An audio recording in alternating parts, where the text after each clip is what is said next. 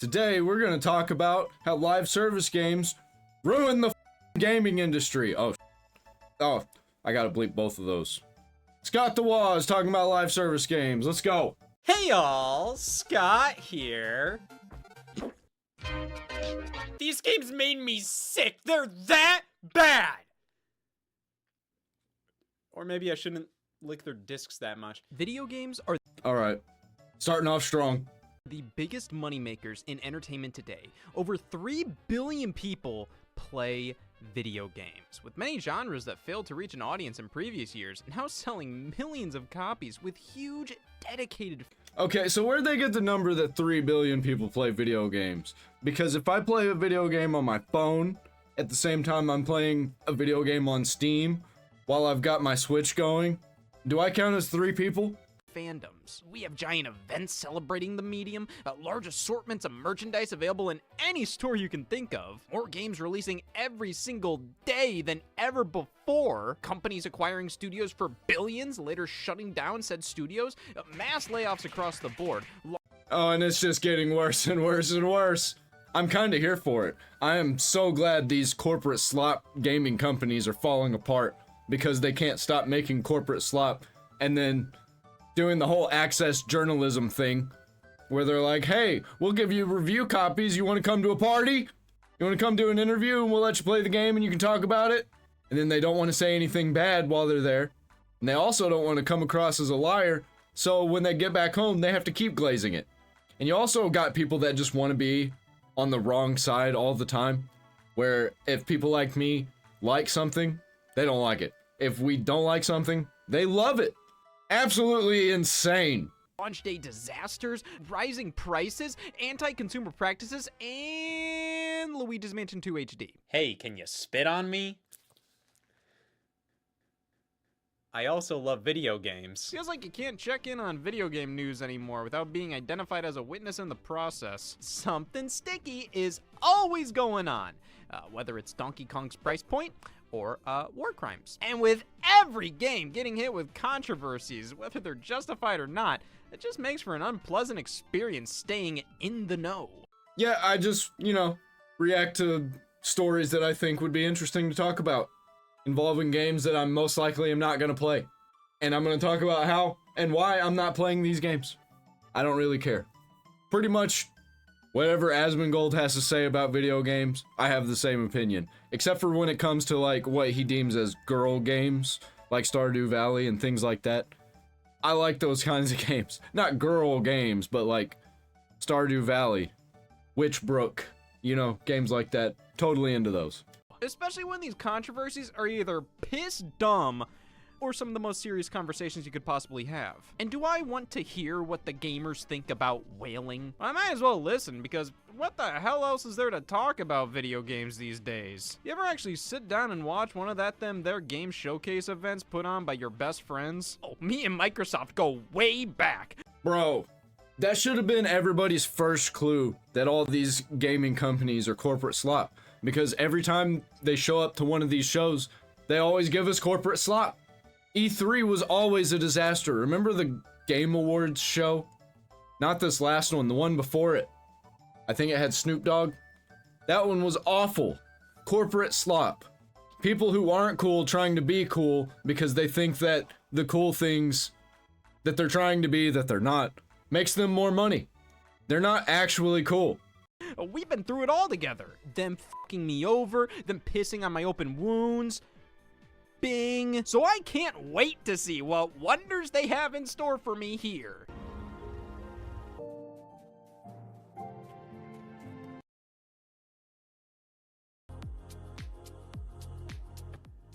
Gosh, that was so my Microsoft. That sucked. Well, Sony, they know me so well. Bloodborne? They're gonna announce Bloodborne Remastered? They're gonna announce Bloodborne 2? They know the exact games I love to play. I know they've been a tease. God, I'm hoping I don't give a fuck about this next game. Oh, booyah! I didn't even know that was happening. How old is that game? That game's not even that old, man. We're getting games that are only like 5 to 10 years old getting remasters. And it's really just the graphics look slightly better. Nintendo. I'll take anything. The video game industry has made me cynical as hell. Oh yeah, and Xbox just announced that they're raising the price of all their consoles and games are gonna be $80 now. Thanks, Nintendo! But when it makes so much money, yet it's pumped back into CEO pockets and projects designed to capitalize on trends rather than... Dude, Anthem was such a disaster. My friend, one of my best friends, I tried to tell him, I tried to warn him, man, Anthem's not gonna be good. It seems like it's gonna be a disaster. And he was like, no, I believe in this game. I love BioWare. I love Mass Effect. And I was like, hey man, I'm just gonna let you know, this ain't the same BioWare. This ain't the BioWare that we know and love. This is the Mass Effect Andromeda BioWare. create genuinely worthwhile experiences, and then when those fail, studios are shut down, developers are laid off, and the higher-ups have no idea why their stupid fucking dumb fucking trend-chasing projects fail after they give themselves a raise for doing nothing while they're sitting on a graveyard of franchises that customers would vastly prefer seeing again as just normal video games. But no, let's try to make more trash all about wasting your money, your time, and their resources. Can you blame me? I don't even care. Let them. I don't buy very many games. I buy games that I know are going to be great. That came out probably more than 5 years ago. I'm playing Ratchet and Clank 1. That came out in 2002. That came out like 23 years ago, man. Great game. Still holds up very, very well. I keep up to date with all these games. I know what's going to be good and what's not. I got Oblivion Remastered. I really wanted to get that, what's it called? Expedition Obscura 33, whatever. The 33 game. I really want to get that game. I knew it was going to be great as soon as I first started hearing about it. But I can't afford 2 almost full price games at the moment. But I do plan on getting that one because I love me some turn-based RPGs. Well, due to them blaming the video game industry itself, it gave me balls. But you know, this isn't really a new concept. Pretty much every generation this happens, it's just served up a little differently. It's like how brown and gray shooters were the thing back in the Xbox 360 PS3 days, with lots of DLC, can't forget that, or cutesy cool mascot platformers on the Super Nintendo and Genesis. You know, lots of studios were forced to make games like this because they were in. And you can find endless accounts of corrupt business practices and horror stories throughout all of gaming history. Though I feel in modern times, we're hitting a breaking point with these. Yeah, man. Oh. Amazing Spider-Man. Decent. Pretty good game. Amazing Spider-Man 2. Why did they have to get political with it? Every time. That's like the new thing. They see that being political and having IRL political statements in your game is trendy, so they're gonna put it in everything. I'm glad that that's going by the wayside. We're not having to deal with that as much anymore. They're getting away from it. But now I think we're gonna go in the opposite direction where we're gonna not have any political games whatsoever except for from people like Hideo Kojima. Not talking IRL politics, I'm talking about like in the world of that video game politics. Practices due to how absurd budgets are for video game projects and how long they take to finish. It makes it so then when companies chase trends, by the time they catch them, it's 5 years later. Nobody cares anymore, and they spend hundreds of millions of dollars for nothing. And what's the type of game that everybody's trying to make that's aiding in the collapse of society? Bad. Live service games. Now, And they're not gonna be played in the future. Whenever they're not making money, whenever the company gets tired of running the game, they're gonna shut down the servers. There goes the whole game. You got nothing. Everything that you paid for, everything you worked for is gone.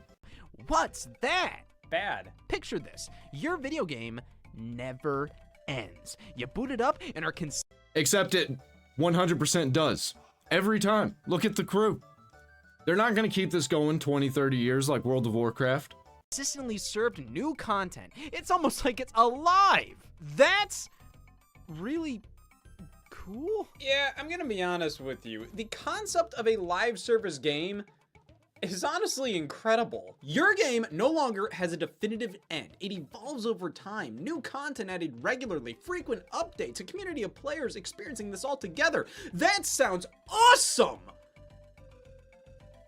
Might be because I haven't cleaned my ears in a while. But hey, it's almost like I never have to buy another video game ever again!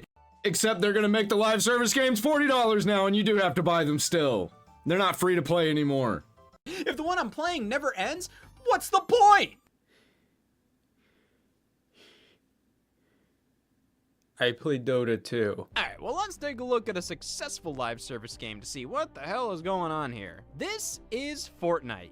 And this is my credibility. Damn it, it's gone! Listen, let's be real here. As much as it's easy to clown around on Fortnite because I've seen a 12-year-old say it's cool, I think we're being incredibly disingenuous to downplay how insane of an accomplishment this project is. Alright, so it's a free download, and booting it up, like, this is a game platform and a game platform. You got regular Fortnite, Lego Fortnite, Fortnite Festival, Rocket Racing, plus these community creations, all for free. And they're constantly shaking up the core experience with changes to the map or hell, a flat out brand new one replacing the old. Fortnite ended up being what PlayStation Home was wanting to try to maybe be, where it was like this platform within a platform where you go to this world and it's got all these things that you can do. The only thing that's missing is you don't have your actual home to customize. For now, Character skins in collaboration with some of the biggest IPs out there.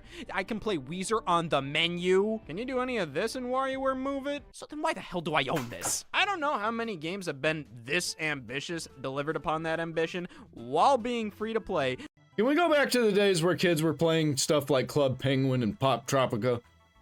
I don't like that everybody playing Fortnite, even adults. With basically all in-game purchases being completely superfluous. Only things you gotta pay for are the Weezer and the sort. This game is truly free to play. And with the amount of content available, constant updates, and a huge community of players, it feels like you're genuinely a part of something massive when you play this. Now, I don't mean to give off Someone please tell Fortnite to f me. sort of vibes, though, hey, this is the live service game. But things weren't always like this. You got Fortnite and you got GTA Online. I think those are the two, like, live service games that just ultimately did it mostly right. More than any other live service game. I don't like either of them. Fortnite launched in 2017 as a video game. It was initially an early access release you had to pay money for, focused on this mode right here, Save the World. Basically a pay And it failed hard. So they were like, you know what, let's put in this other game mode, maybe it'll get some more players. paid online co-op survival, not free game that cost money where you spent cash to fight off zombies for $40. It wasn't free. Nobody played it. Marathon, looking at you. But later on, they launched this free Battle Royale spin-off, which became Fortnite's main claim to fame. Watch that Marathon puts in some game modes like this besides their extraction stuff. They have like a Battle Royale mode or like a Team Deathmatch mode, you know? Because nobody's gonna play it and they're gonna make it free to play and have all these modes in it. If they did that, who knows, maybe it'll succeed then, but I don't see it succeeding where it's at now. And this was built upon considerably over, well, the coming months, weeks, days. They were updating this thing constantly. And not only were they introducing new features, they were rewarding players for tuning in all day, every day. Limited time events, cosmetics, items, some that were genuinely a blink and you miss it moment. And to get some of this junk, you had to play a lot. And you couldn't just put it off, because if you did, the rewards you may be working towards wouldn't be available anymore. Things would happen within the game's world, like a meteor popping up, this rift. It spread word of mouth, like, damn, you gotta check in on Fortnite to see what's going on. They really cultivated something special here, building upon this consistently from day one for years, to the point where I don't really think anybody can beat them. Yet they're still losing money in all this. Obviously, paying developers to keep developing a game compared to a one and done project is a fair bit more expensive, but damn, look at Fortnite. And all it takes is one bad update to make it all crumble down around them. Or, you know, people just get tired of it. Or the next big thing comes out and people hop off and go to the next big thing and they just can't retain the player count because everybody's playing something else. And I don't think they're prepared for that. I think they've grown too big. Too big to fail. Until they do fail. And then the whole company crumbles. I feel like that's what's gonna happen to Rockstar. And it happens to so many companies. Look how much money you can make from doing something like this. That's what every game company is saying nowadays. And hey, you gotta spend money to make money. Look at Fortnite. That made billions of dollars, so sure, you can invest hundreds of millions into this live service game project because people obviously love live service games. Look at Fortnite. So it'll make that money back and then some, because look at Fortnite. Yeah, we're getting live service gamed out. And more come out all the time. And we can't play them all. And they're trying to get as big an audience as they can. Even the ones that are actually interesting for the wider audience. A lot of times they just don't know about them because there's so many. You know, just look at Fortnite. The video game industry is run by people who know nothing about their products. They just look at numbers and make decisions based on that. Oh, Overwatch has over 50 million players, while our game, I'm Cheap to Make and Begging for a Sequel, has only sold 5 million units? That's probably because it's not like Overwatch. Listen, I understand the need to experiment with. Hey, you like Overwatch? Well, they got 50 million players on there. You know what those 50 million players would like more than Overwatch? Overwatch 2. So let's just destroy Overwatch and make that Overwatch 2. And so you can't play Overwatch anymore. We've only got the second one. You love Overwatch, you'll love this one even more! And that's not what happened. What's wildly successful. I'm not saying these companies shouldn't attempt live service projects. I'm saying they stink at it. But it's totally worth it to risk it all in a game that's designed from the get-go to cash in on what's popular, to attempt to appeal to an audience that'll never care about you, rather than use that money to make titles that your fan base actually wants. Look! Footage of somebody who agrees with this sentiment. Hi, I'm a horrible person. I don't bathe. I smell. I murder for immense pleasure. I stink. So what exactly is a live service game? Is it just something with consistent updates and in-game purchases? If so, I got some bad news. Well, for me, I'd say it's much like a Denny's. I can't describe one, but I know it when I see it. Found it. Let's start with the main menu. A foot-long tab up top, all for me to explore with the shoulder buttons. Oh my god, this game must have so much content if it has tabs, much like how I must have so many interests. Okay, so we have the store where I can finally get this shit out of my pants. The battle pass. Oh boy, what's that? They're lucky these pants got 2 pockets. Oh, and then there's the cosmetics tab, which lets us customize our character with all kinds of stuff. Yeah, it's just tabs and store simulators. That's all they are. With kind of a game built as like a side thing to do. They really want you to spend most of your time, at least half, inside the menus in the stores, because that means you're more likely to buy stuff. And that's really what they want you to do, is to buy stuff. They could give a shit less if you play the game. We buy from the store. Thank God for cargos. Oh, my character's standing right there next to all different kinds of advertisements for better characters. Look at all these events going on. It's like I'm actually doing something. How do I do anything? No, seriously, look at these menus. They're so bloated with a million options, and they use the tiniest buttons and fonts imaginable. Sometimes they'll play a video featuring all the crap in the latest update. Feels like the screen on a slot machine. But for all this junk they're pushing into my face, there must be a huge experience behind all this. I mean, why else would they let me spend hundreds of dollars on cosmetics if the game I use them in isn't worth a damn? Let's enter a match!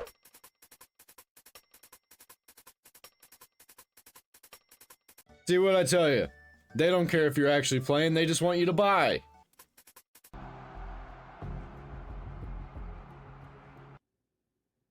I bought cargo shorts for nothing? I feel that many of these live service games have decent gameplay at their core that would work well as, well, traditional video games. A full single-player campaign with actual level designs, maybe local and online multiplayer mode, standard price and release, you know, nothing special. But this live service setup mucks up everything. Well, they paid $300 million to get stuff that looks like this. They have to put in these stores because somewhere along the line, somebody's fucking up. As the entire game is now structured around online multiplayer, content updates, and monetization. Online multiplayer is great and everything, but when that's all your game is, you better have the content to back it up. But most of these games launch with nothing! Barely enough maps or characters or variety to keep the constant loop of multiplayer interesting. All because you can just wait to put those out in the form of updates. But guess what? That's hard. Especially when after you launch your live service game, many of the developers are going to be too busy maintaining everything and fixing issues. Plus the higher ups want to see revenue spikes as soon as possible, so it's easier to fart out some cosmetics for a... Dude, the Halo Infinite updates were so disappointing every single time. Every time the new season would start, they'd be like, we added a whole bunch of new stuff. Come check it out. Halo's finally fixed. All the videos would say, is Halo good in 2025? Well, I'd try it out, and it'd be like, well, we have a battle pass. We have a new battle pass. If you missed the last battle pass, you can always buy that all at once and just unlock all of it. We added a new map. We added a gun that nobody's gonna use because nobody cared. We changed the mechanics of the gravity hammer, and we're gonna add firefight. That's not actually firefight. It's just like a kind of like a horde mode. I miss firefight. I miss Halo Reach. Obscene prices, all while the substantial content takes longer than expected to finish. And you gotta strike while the iron is hot, particularly when that iron is piss cold to begin with. You know, cold like piss. My kidneys are shutting down. You really gotta be on it to update these games as quickly as possible to maintain interest. I can't tell you how many games launch with nothing, and it takes like 2 months to get any updates of value. And the core gameplay. The only instance where I forgive this is games like No Man's Sky and Cyberpunk 2077, where it comes out, it's a broken mess, or there's just nothing. Bunch of lies, broken promises, and then they fix them for free later. I can get on board with that kind of thing, where they obviously fucked up and they're apologizing for it. Where I don't like it is when you get a game from a game company that does this every single time, releasing an unfinished game and then dripping content into it later. Like that last Battlefield game, 2042. Being fine isn't good enough. You design your game with all this garbage, expecting players to keep coming back day in and day out, spending all this money on useless junk just to express themselves, and the best you can say about your game is that it's fine? Listen, I play loads of fine games that don't have all this nonsense, make these many promises, ask me to tune in and play them every single day. So if you're gonna do this, actually do it. But nobody understands what goes into supporting these games until they're actually out. Feels like these things are made for somebody who's missing something in their life. Like seriously, let me ask, why do you think your game is worth investing so much time and money into when there's all these other games doing the same thing but better? It doesn't matter, because the investors and CEOs Yeah, he says, but better, but they're still not great. Not a single one of them. are looking at the handful of live service game successes and going, well damn, that's what the people want. Another Overwatch, Sea of Thieves, Fall Guys, Destiny. Now here's what the people actually want. Kill me. What the hell is this? Skull and Bones? Head and f***s? This We just wanted a game that was just take the Assassin's Creed 4 Black Flag and make a whole game out of it. That's all they needed to do. But no, they gotta make it a live service game and spend $400 million on it. bozo costs $70, and that's the cheapest version. And for what? Well, Ubisoft claims it's because Skull and Bones, it ain't just a game, it's 4 of them. A quadruple A title, implying this is a blockbuster release of a quality that no other video game has dare ever reached. And nobody has called their game a quadruple A game since. Because that was just ridiculous. In which players will have the look of childlike whimsy and joy on their face at what's in store for them. Look at me, quadruple A. What does the 4th A stand for? Ah! That's what it stands for. Anybody? This game was announced at E3 2017. It released in 2024. And there's nothing wrong with that. This game. After being revealed as the spiritual successor to the fan-favorite Assassin's Creed 4 Black Flag, the project underwent many changes throughout the years, until we settled on this. A lot can happen in 7 years. Just go back and play Black Flag. That's the best you're gonna get from them. You can delay your game 6 times, spend $200 million on it, receive funding from Singapore, and be contractually obligated to release the game and not cancel it.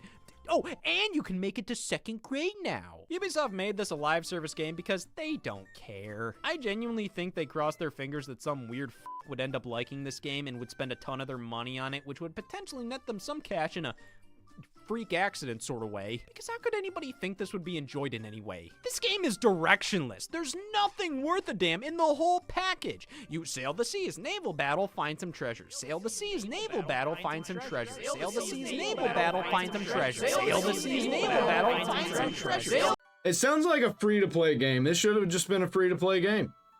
And that's it. $70.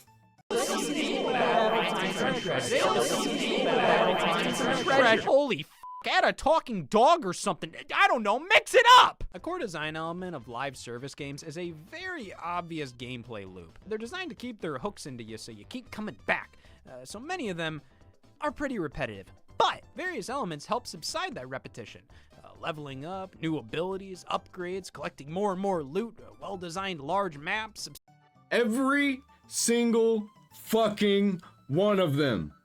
They all have these mechanics. Because it's to keep you invested, keep you grinding, keep you in that cycle. Substantial content being introduced consistently, and you know what? Bless its heart, Skull and Bones does a few of these things. Shame it isn't fun to begin with. For such a big experience, it feels so hollow. Yes, there is depth. If you really want to dig into this game, I'm sure you could. But for me personally, after playing a few hours, I just don't see it. This game is boring, uninspired slop. There's barely any story, no interesting characters. For a quadruple A game, I don't think it looks good. I think it looks like that Forspoken game. Remember that game? Oh boy, I remember that game. The characters are soulless husks with stiff animation. Oh, the opening cinematic and title screen look thrown together on a budget, and you have the gall to release this at full price with this giant in-game store filled to the brim with overpriced trash Sounds like, to me, mismanagement and money laundering and fraud. costumes. This costs $10. You know what else costs $10? This. Here you go. But hey, maybe this live service game just isn't for me. You know, I do have different tastes from a Skull and Bones enjoyer. I don't like Skull and Bones. It's okay, you know, Skull and Bones folks call for Skull and Bones strokes. Maybe I'm more into regular strokes. I smell burnt toast! It's Square Enix's Foam Stars, a multiplayer game all about gunking up the environment. Is this just Splatoon? I think this is just Splatoon. With all kinds of messy color.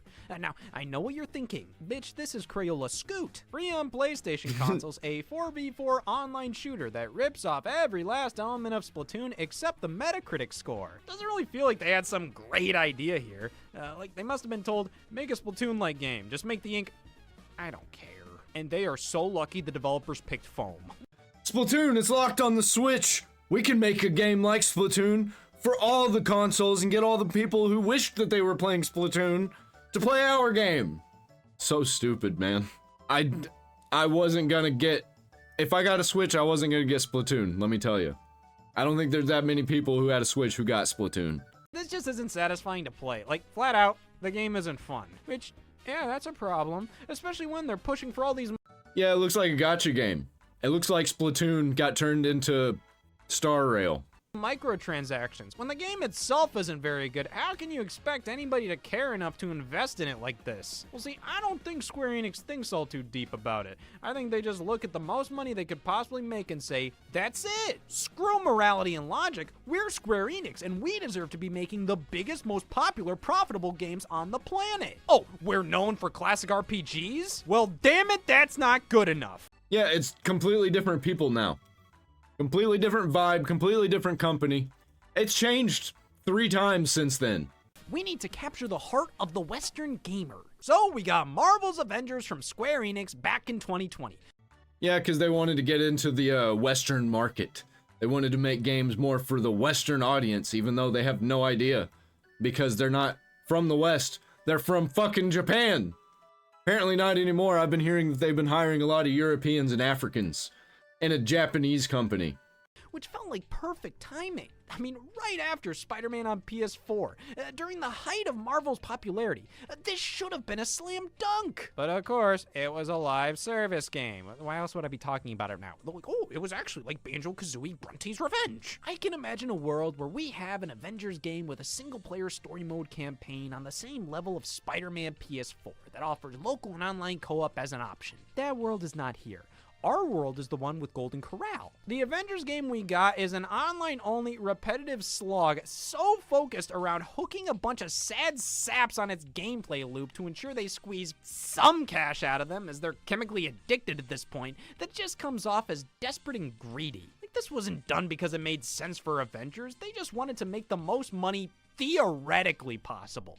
That's all these companies are ever after. I try and tell people this all the time, but no. I don't even think they actually care. I think they just want to throw hate because hating on things is fun. But this backfired tremendously. This game doesn't feel designed around being a live service. It feels like they wanted to make a traditional video game, then had to restructure it halfway through. Just 3 years later, they stopped supporting Avengers and removed it from digital storefronts. Was it worth it? I remember when people were attacking me back then because I said it was trash and people were like, no, it's really fun. You just don't know what's good. Where are those people now? Defending Assassin's Creed Shadows, defending Avowed, defending Dragon Age the Veilguard. No, you're just retarded. It is actually good. You don't actually play games. Well, guess what? You don't play games. Well, if the end goal was to waste nearly a decade of development and $300 million, they f***ed it up. They wasted $200 million. Here we have Babylon's Fall, also published by Square Enix and developed by Platinum Games, announced at E3 2018, hot off the heels of the success both companies had. All I know about this game is it failed massively. It was a colossal flop. With Nier Automata. Man, that game was damn good, and Square Enix is working with the developer again for a brand new project. Oh, god damn it! Babylon's Fall was envisioned as if Nier Automata never ended. That sounds horrible! You know what made a game like this so beloved? It ended. You had a complete experience, finally crafted to be a video game you'd play, set down, and go, well damn, I went through that. One of Automata's most iconic elements was its multiple endings. Don't forget how they just absolutely had to market this character everywhere. This is a collectible character in like so many live service games that have nothing to do with Nier. Just like, hey, you want to play as Nier in Ninja Gaiden? You want to play as Nier in the Bleach game on the Play Store? I don't know if that's a real thing, but there are games like that on the Play Store that have the Nier character. I forget her name. Nier? You're meant to finish the game, look back at it, and go, damn! So how do you do that, but forever? You make it slow, barely involve any story, keep it incredibly generic, and tone down everything that made Nier Automata memorable and enjoyable so you can design the gameplay around quantity and not quality. See, I got this book here, and it'll last me forever. Just check how many pages it has. Nothing good lasts forever.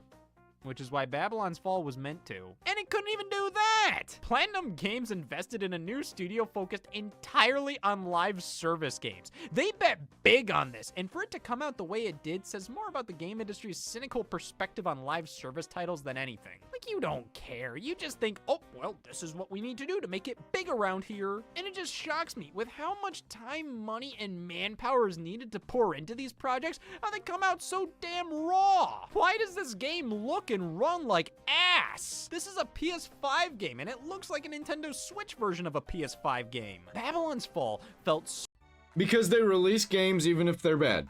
They spent a lot of time and money on it, and they were like, well, shit, don't talk about how this is a bad game. Keep saying it's a good game, and send it out there, because we wasted too much. We gotta make something back on it. so cheap, cobbled together, and generic, like it was churned out by a machine. So why would you ever think this is where I'd want to spend the rest of eternity? Well, why do I keep going back to the hee-haw slot machine at the local casino? Because that pays out. Hey, quality don't mean a damn thing as long as somebody's miserable enough to play your game. So if Babylon's Fall can just stick it out for a bit longer, give it some more time, maybe with some updates. 6 signatures. Babylon's Fall was taken offline in record time, right before its first birthday. Well, I don't think it was taken off the absolute record time. Just look at Concord. And since most live service games are dependent on an internet connection, even if you aren't playing online multiplayer, it doesn't matter. The servers are down. Babylon's Fall is no longer playable. That had to be one of the most impressive uses of fucking. I didn't even know about that. I didn't know it wasn't playable. Even if it's bad, you should release it to the public. so we can play it and maybe even make it better. We can do something with it. It's just lost to time now, and nobody can play this game. What a shame. Up I've ever seen. Same with Concord. It's a shame that nobody's gonna be able to play this. They just shut it down, locked it out, put it in a box, forgot about it, lit it on fire. Alright, let's get this over with. Concord! One of Sony's many attempts at a live service multiplayer game since they were struggling so bad without one. You know, let's be fair here. As quality as Sony's first-party output on PlayStation consoles has been throughout the years, I think it's totally reasonable for them to notice a lack of big multiplayer exclusives in their portfolio. PlayStation's thing has primarily been single-player experiences, with third parties covering multiplayer for the most part. But that all changed with the PlayStation 5, as Sony acquired Bungie for nearly $4 billion. Oh, here we go. Are we gonna talk about Marathon, or are we just gonna talk about Destiny? The developers behind one of the biggest online multiplayer games out there is now owned by Sony. That's it. They didn't make Destiny a PlayStation exclusive or any of Bungie's games. They primarily just bought them so they could teach them how to make live service games. Their knowledge alone is worth $4 billion? Did you try just asking them? I'm sure they would have told you. And with that, Sony committed to launching more than 10 live service games by 2026. You think everybody's gonna be buying all of those? You think so? You think that you're gonna get an entire audience of live service players playing all 10 of those? I don't think so. You think you got that many players? You think your Destiny 2 players are gonna be playing all 10 of your other live service games? No, apparently not. Apparently they don't even want them to, because they said Marathon is not for Destiny 2 players. This is totally just throwing all kinds of shit at the wall and seeing what sticks. Like, there's no way they ever expected all of these games to do well. Well, for some reason, Sony expected this one of the lot to do wonders. Concord, announced via a 50-second teaser during the PlayStation Showcase in And bro, like, what happened to all the stuff that was gonna come out after that? Like, there was gonna be a show, a comic book, all kinds of stuff. 2023. This was their last game announcement before closing things out with extended gameplay of Spider-Man 2. Like, this was directly after the reveal of Bungie's game Marathon. Like, they thought this was a big deal, even though this trailer showed nothing. Get excited, everybody. It's a development team you've never heard of, making a new game with no gameplay, character, storylines, anything shown in the reveal trailer, and it's another live service. Okay, well, I'll get the first letter of the game tattooed, but I gotta see more for the rest. As more was revealed, Concord looked to be a clone of Overwatch. Why not just play Overwatch? The only things that set Concord apart from Overwatch were derivative of other pop culture franchises like... Do you notice something about this and that God of War game? Notice the flowers. Notice how they're oversaturated. All of these games, the colors are like so weird and oversaturated. On top of like gray and brown. And everything is clashing. And what's with the yellow? All the time with yellow. And there's no edge ever.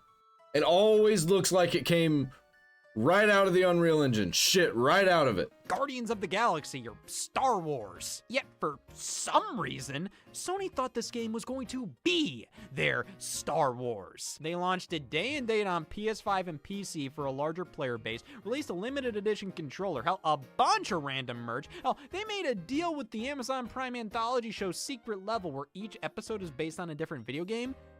Concord got its own one! They did 2 PlayStation-themed episodes. One about PlayStation as a whole, featuring God of War, Little Big Planet, Shadow of the Colossus, Helldivers, and one based entirely on Concord.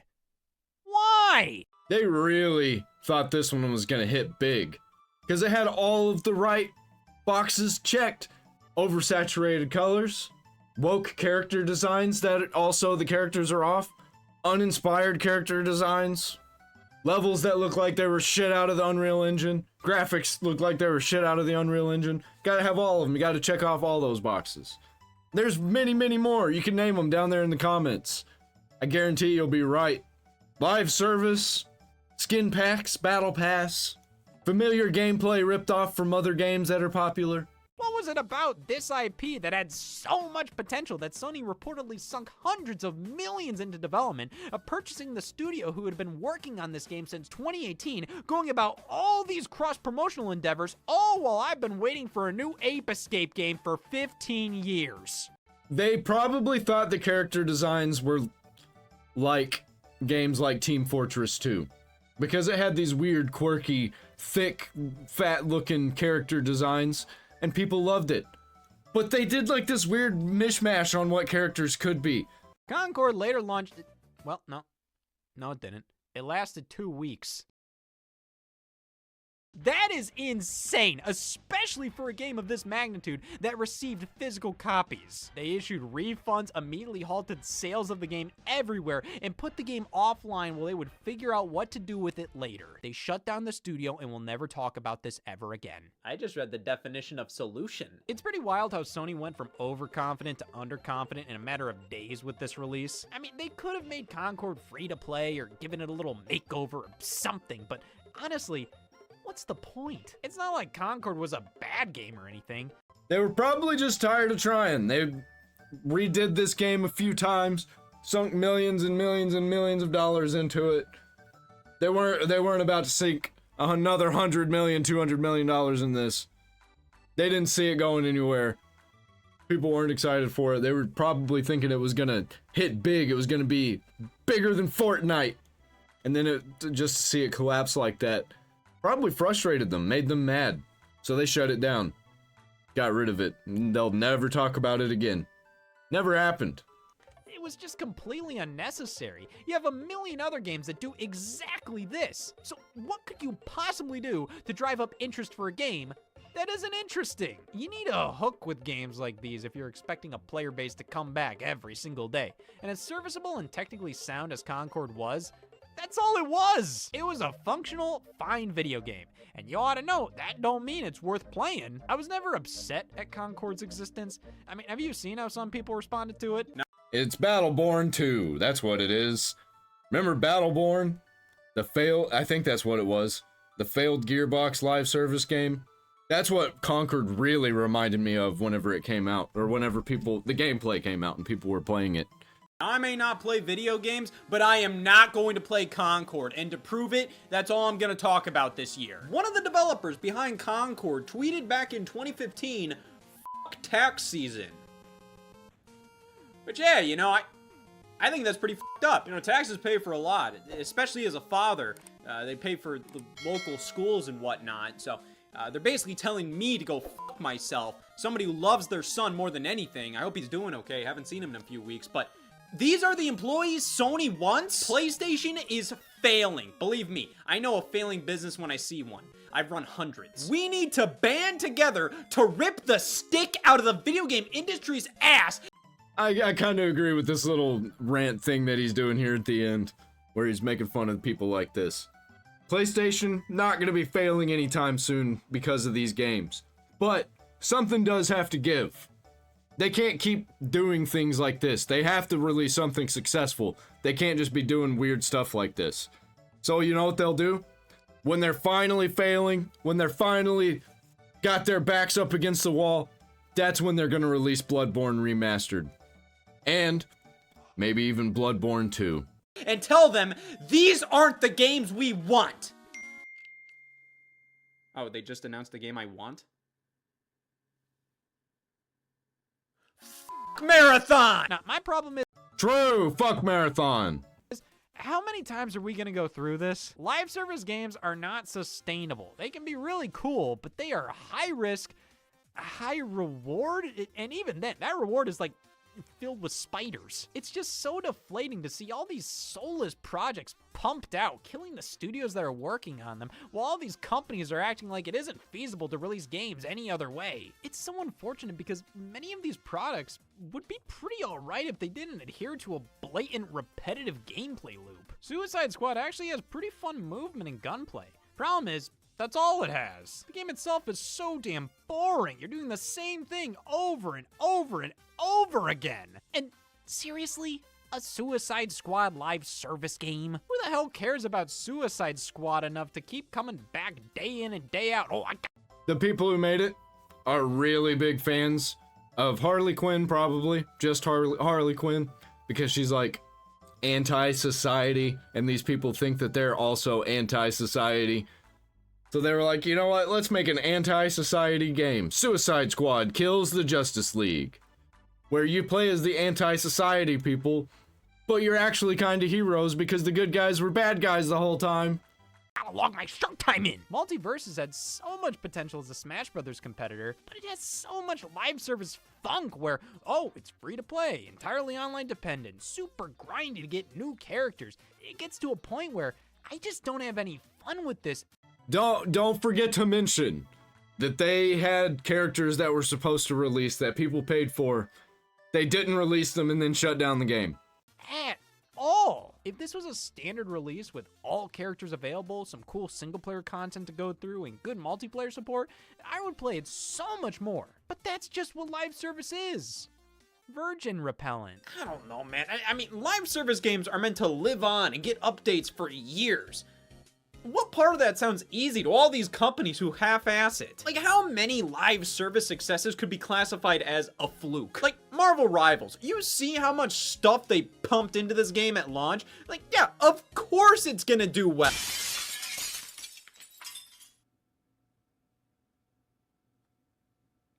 The hee-haw slot machine would never. Yeah, live service games, unsustainable, become more unsustainable moving forward into the future. I think there may be a game bigger than Fortnite coming soon. Probably GTA 6 Online.